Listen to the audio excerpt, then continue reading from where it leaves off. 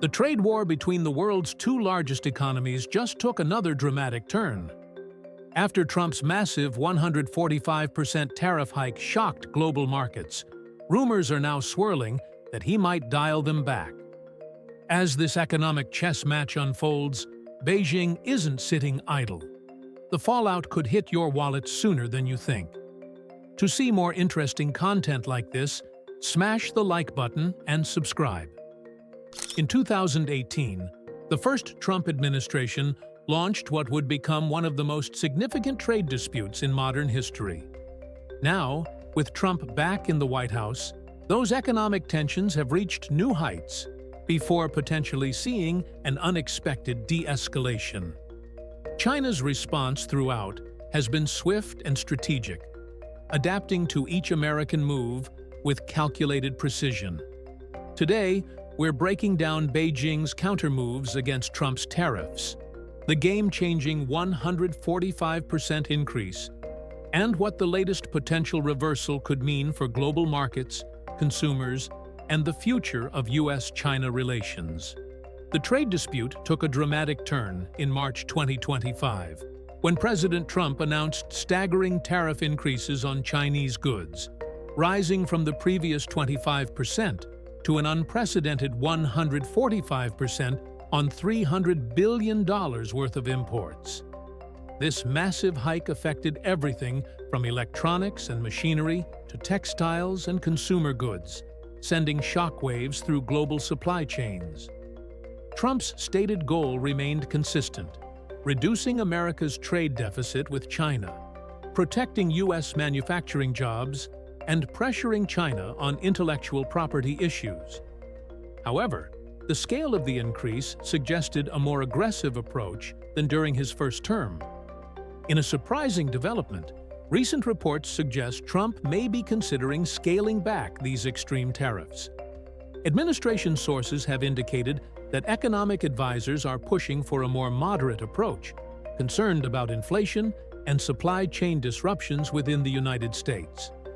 While no official announcement has been made, markets have already begun reacting to the possibility of de-escalation.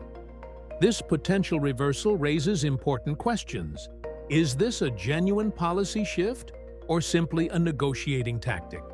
How will China respond to this uncertainty? And what does it mean for businesses caught in the crossfire? China didn't waste time retaliating against the initial 145% tariff announcement. Within days, Beijing unveiled its own set of counter-tariffs, targeting $150 billion of American goods, focusing particularly on agricultural products like soybeans, pork, and corn, strategically hitting Trump's voter base in rural America. Since rumors of a potential tariff reduction began circulating, Chinese officials have adopted a cautious stance, neither celebrating nor dismissing the reports. Instead, they've maintained that any positive step toward trade normalization would be welcomed, while continuing their established countermeasures. One of China's most powerful tools throughout this dispute has been letting the yuan depreciate against the dollar. When the 145% tariffs were announced, the Chinese currency dropped nearly 8% against the US dollar, the largest depreciation since 2015. This currency devaluation functioned as an economic shock absorber, making Chinese exports cheaper for foreign buyers and partially offsetting the massive tariff increases. Chinese financial authorities carefully managed this decline to prevent market panic while still providing relief to exporters. Interestingly, as rumors of Trump's potential tariff reversal emerged, the yuan stabilized slightly, showing how closely tied currency movements are to trade policy developments. The extreme tariff hike accelerated China's efforts to reduce dependence on American markets. Beijing rapidly expanded trade agreements with other partners, particularly through its Belt and Road Initiative and Regional Comprehensive Economic Partnership. Chinese delegations have been visiting European capitals, Southeast Asian nations, and African countries at an unprecedented pace, offering preferential trade terms and investment packages. Since the 145% tariff announcement, China has signed major new agreements with Brazil, Indonesia, and Germany, creating alternative supply chains that bypass the United States entirely. The extreme tariff escalation triggered stronger domestic reactions within China. Beyond government action, Chinese consumers launched widespread boycotts of American brands. Companies like Apple, Starbucks, and General Motors reported sales declines of up to 35% in China following the 145% tariff announcement. Chinese regulators simultaneously increased inspections, delayed permits, and applied heightened scrutiny to U.S. companies operating in China. These administrative measures created significant operational challenges without explicitly violating trade agreements. However, recent reports suggest these pressures may ease slightly if Trump indeed reduces tariffs. Perhaps China's most significant long-term response has been accelerating its push for technological independence. The 145% tariffs particularly targeted high-tech sectors, reinforcing Chinese leadership's belief that technological self-reliance is essential for national security.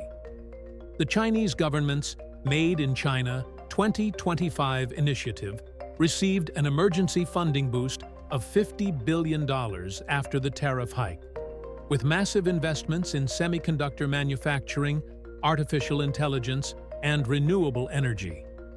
State subsidies have helped Chinese firms develop technologies previously sourced from the U.S., with promising breakthroughs in chip manufacturing recently announced.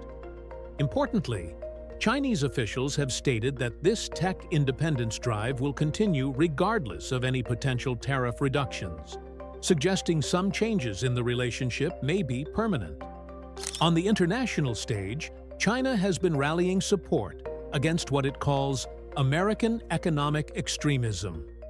Chinese diplomats have been particularly active at the World Trade Organization, filing complaints and building coalitions with other countries affected by American tariffs. Beijing has used the 145% tariff increase as evidence that the United States is no longer a reliable advocate for free trade. This narrative has gained traction in parts of Europe and Asia, where businesses have suffered collateral damage from the trade war. Chinese state media has already framed the potential tariff reduction as a recognition of failure by the Trump administration. The extreme tariff hike accelerated the reconfiguration of global supply chains. Many manufacturers adopted an anywhere but China strategy, shifting production to countries like Vietnam, Mexico, or India at unprecedented speeds. Chinese firms responded by establishing tariff-dodging networks, creating complex supply chains where components are assembled in third countries before being shipped to the U.S. Some Chinese manufacturers have even established ghost factories in Southeast Asia, where products are merely repackaged before being exported to America. While rumors of tariff reductions have slowed some of these relocations, many companies remain committed to supply chain diversification, believing that U.S.-China trade tensions will continue regardless of specific tariff levels. While governments and corporations battle it out, consumers in both countries have felt severe effects. American shoppers faced price increases of 15% to 30% on many household goods following the 145% tariff hike, with studies suggesting the average American household is now spending an extra $3,200 annually due to the tariffs. In China, some imported American goods became virtually unobtainable, with prices for products like California wines and certain foods skyrocketing by 100 to 150%. Chinese consumers have increasingly turned to European, Japanese, or domestic alternatives. The potential tariff reduction has already caused some retailers to delay price increases, though most experts believe consumer prices won't fully normalize even if tariffs are reduced. Economic analysts are increasingly divided on where this trade conflict is heading. The potential tariff reduction has introduced new uncertainty into an already volatile situation. Some see it as the beginning of a gradual de-escalation, while others view it as merely a tactical pause in a longer economic conflict. What's clear is that China is prepared for any scenario. Their multi-layered response to the 145% tariffs demonstrated both resilience and strategic foresight. If tariffs are reduced, Beijing will likely offer modest concessions while maintaining its core economic defenses. If tariffs remain high, China's alternative economic partnerships and domestic initiatives provide a buffer against the worst impacts. The US-China trade war represents more than just a dispute over tariffs. It's a fundamental realignment of the global economic order. The unprecedented 145% tariff increase and subsequent rumors of reduction highlight the volatile nature of this relationship under the current administration. China's sophisticated, multifaceted response shows a country determined to protect its economic interests while reducing its dependence on American markets and technology. As these two economic giants continue their standoff, the ripple effects will be felt in markets and households worldwide. One thing is certain: regardless of whether tariffs are reduced in the coming weeks, the relationship between the US and China has been permanently altered. Both nations are now operating with greater suspicion and self-reliance than at any point in the past 50 years. Thanks for watching. If you found this video interesting, don't forget to smash the like button and subscribe for more engaging content next time. Leave a comment below with your thoughts on how this trade war might affect your industry or daily life.